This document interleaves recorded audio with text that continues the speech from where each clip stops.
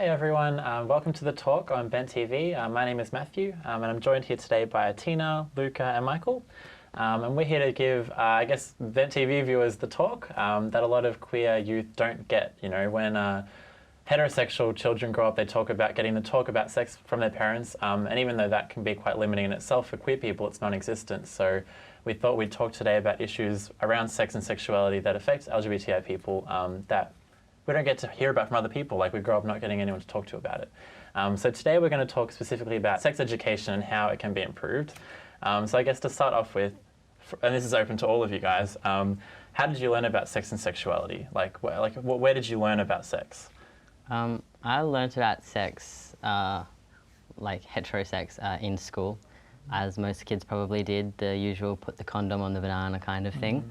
But then I probably started learning about sex in regards to my sexuality and kind of exploring what I'd liked or what I didn't like.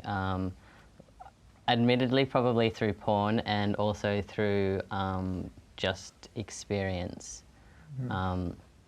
But the education, specifically for people within the queer community, could definitely be improved, and because there's just not enough education out there, basically. Well, definitely, before we go on with that, yeah, how did you guys learn about sex? Well, I mean, I went to an all-boys Catholic private school, so it wasn't like the condom on the banana sounds like a dream to me. It was very hands-on. Yeah, so like for us it was just, my sex education was just, this is what chlamydia looks like.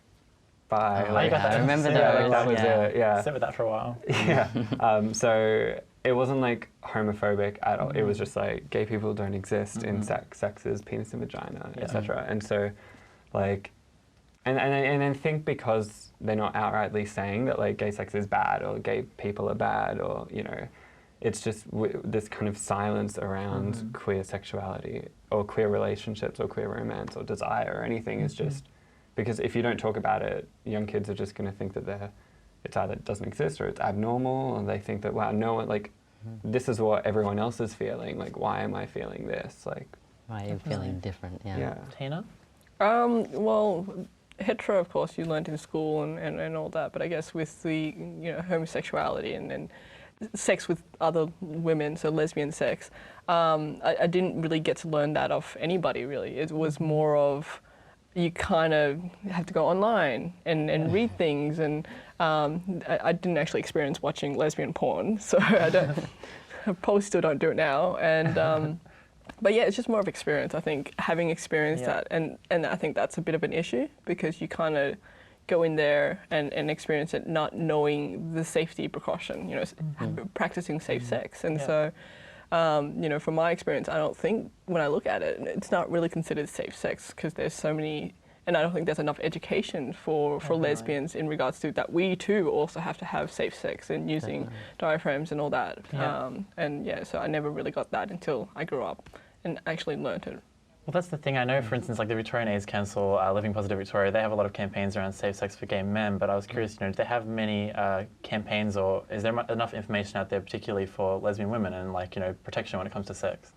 There is information out there, but I don't think it's pushed enough. You know, if you go to like the deep corners of the internet, not the deep web. That's something entirely different. Probably the wrong way.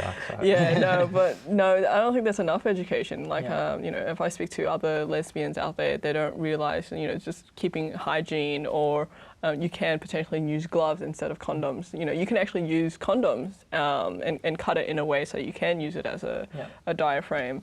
And so all these safety precautions that you could possibly do to prevent, like, we may not have a higher risk of, you know, contracting STI or anything like that, but we still can, you know what I mean?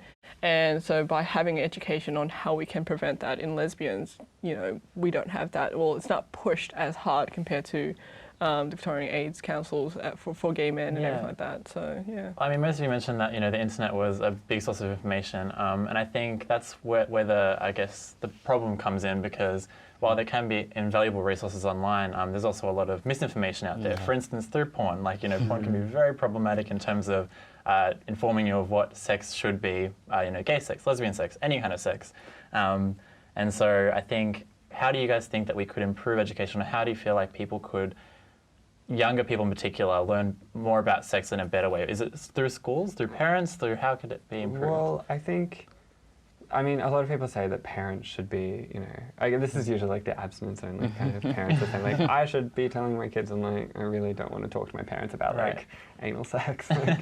But like for me, like I learned more from YouTube. Like YouTube people now are kind of really, not like, but like people talking about like their sexual experiences and like safe sex on YouTube, which is really cool. But before YouTube, I was watching porn, like, at a really young age where I did not understand, like, what was happening, or, like, I couldn't really understand the nuances. So I think, like, in terms of porn, like you hear the statistics, like, a ridiculous number of young kids, like, are watching porn. So I think that schools and parents need to not, like, kind of censor their kids or hide them from porn. They need to, like, talk to them about porn and about, like, they're going to encounter porn. You need to equip them with the skills to kind of analyze it better and not just accept it as like, this is what sex is, this is what affection, desire, this is what like kind of gender is, because you see the lesbian porn, it's girl on girl for designed for heterosexual men, like that.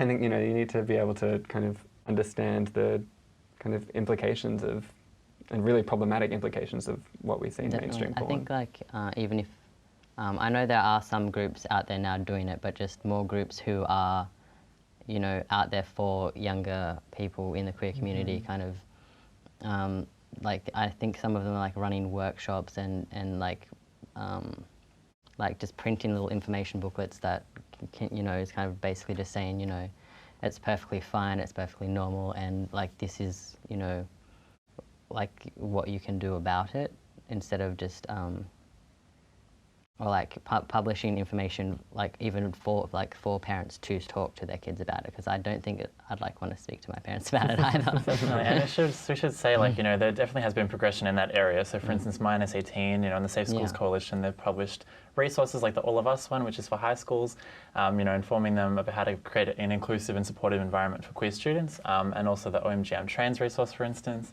But there's definitely still a long way to go in terms of making high school students feel more accepted and comfortable. But thank you guys for talking to me again today, Tina, Luka, Michael, and thank you everyone for tuning into the talk on Bent TV.